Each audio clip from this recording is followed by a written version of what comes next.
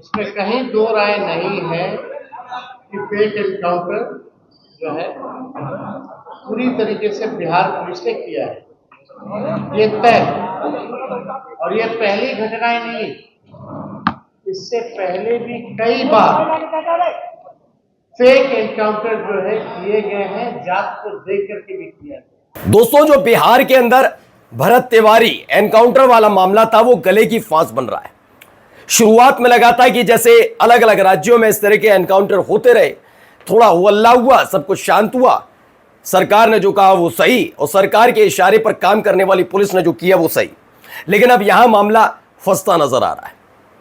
मैंने आपसे पहले भी कहा और आज भी आपको एक बात बता दूं कि अगर आपको यह महसूस होता है कि धर्म जात इस आधार पर राजनीति करके आप सत्ता में आए हैं, तो यकीन मानकर चलिए वो सत्ता में आने का तरीका ही आपके लिए घातक हो जाएगा।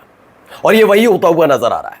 भरत तिवारी मामले में, एनकाउंटर वाला जो मामला है, उसमें कैसे अब सम्राट चौधरी की सरकार खुद उलझती हुई नजर आ रही है। क्योंकि अगर विपक्ष इस दौर में आवाज उठाए तो वो कहलाया जाता है कि देखिए देखिए, भरत तिवारी ने पुलिस पर बंदूक तान रखी थी, इसलिए एनकाउंटर करना बनता। जैसा कि होता ही है, विपक्ष को इस तरीके से बताया जाता है, ये विपक्षी वाले हैं ही ऐसे, सारे के सारे ऐसे ही उत्पातियों का, ऐसे ये सब करने की आदत है इनकी।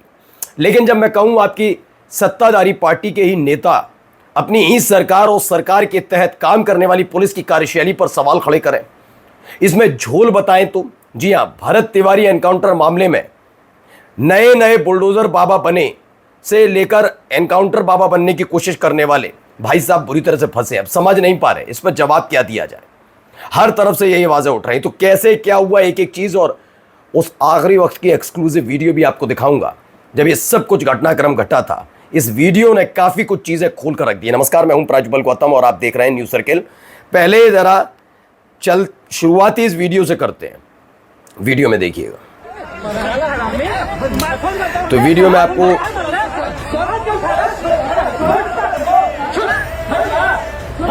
मतलब महिला है, उनकी मां उनके साथ है, भरत तिवारी के साथ। वहां पुलिस की गाड़ी खड़ी है, पुलिस वाले खींच कर ले जा रहे हैं।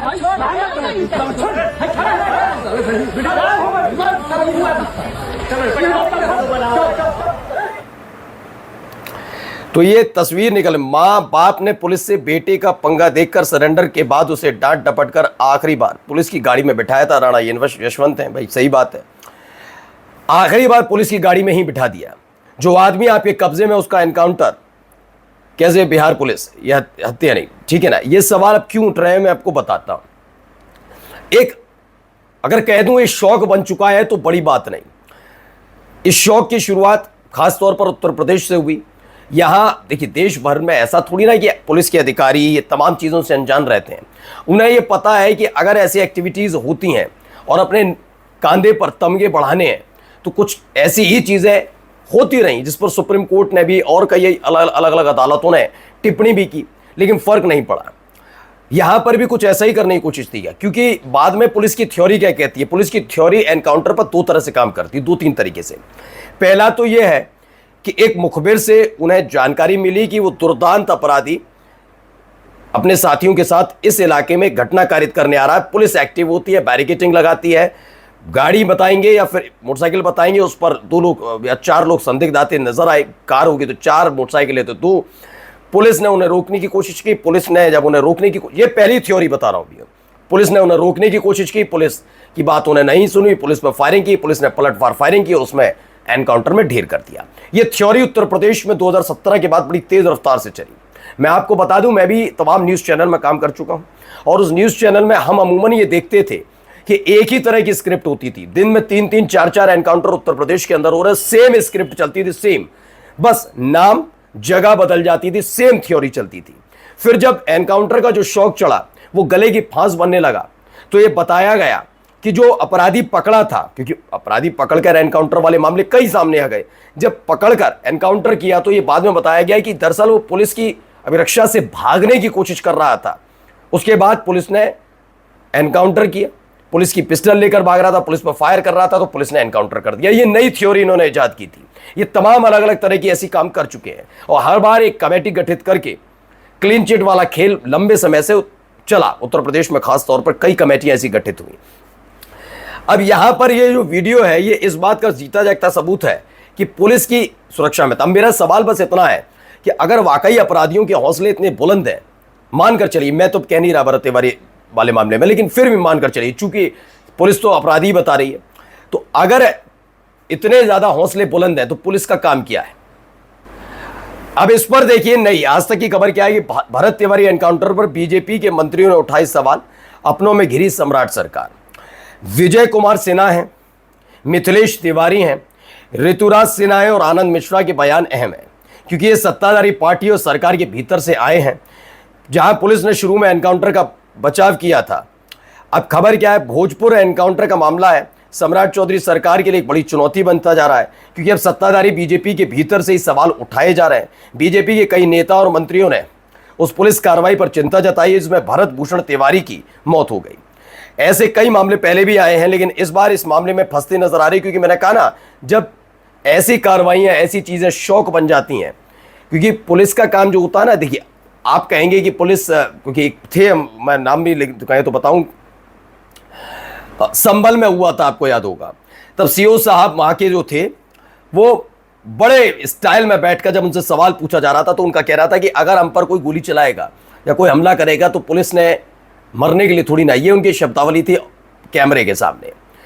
बाद में वो ये पता लगा कि पुलिस ने उल्टी फायरिंग की थी, उसकी वीडियोस आई, कोर्ट ने आदेश दिया था कि आप एफआईआर दर्ज कीजिए, लेकिन कोर्ट के आदेश को भी हवा में उड़ा दिया। वहाँ के एसपी ने, जो विश्नोई साहब हैं, उन्होंने एफआईआर दर्ज करने से ज़्यादा बताया कि हम ऊपरी कोर्ट पे जाएंगे, आदेश का पहले पालन होता है, फिर आप न्याय के लिए दूसरी कोर्ट में जा सकते हैं, लेकिन नहीं किया।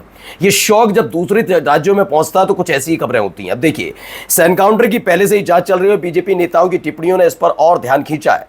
क्या इस घटना को अलग तरह से संभाला जा सकता था और क्या पुलिस ने सही प्रक्रियाओं का पालन किया?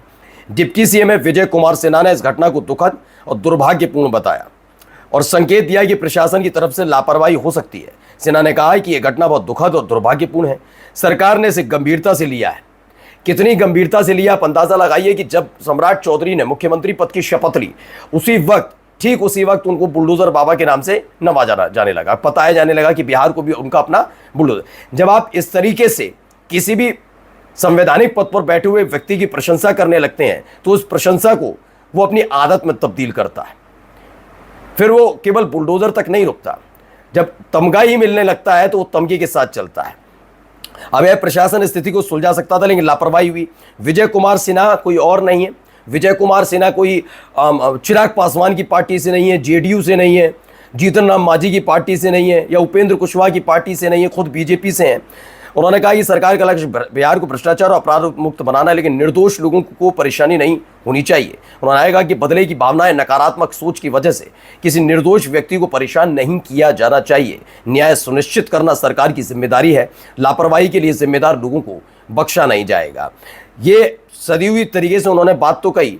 ये देखिए, शिक्षा मंत्री मिथिलेश तिवारी ने भी ऑपरेशन को संभालने के तरीके पर सवाल उठा दिए, दुर्भाग्यपूर्ण बता दिया। उन्होंने कहा वह अच्छा नहीं है जो हो रहा है। उन्होंने बताया कि 4 पुलिसकर्मी पहले से सस्पेंड हो गए। ये सारे भोजपुर से ही आने वाले बीजेपी नेता ऋतुराज सिन्हा ने घटना की विस्तृत जांच की मांग की। उन्होंने कहा भरत भूषण तिवारी की मौत दुखद और चिंताजनक है, कानून व्यवस्था बनाए रखना महत्वपूर्ण है, लेकिन ये भी उतना ही महत्वपूर्ण है कि रक्षक ही भक्षक न बन जाए। कोई और नहीं कह रहा, बीजेपी के नेता कह रहे हैं। नमस्कार।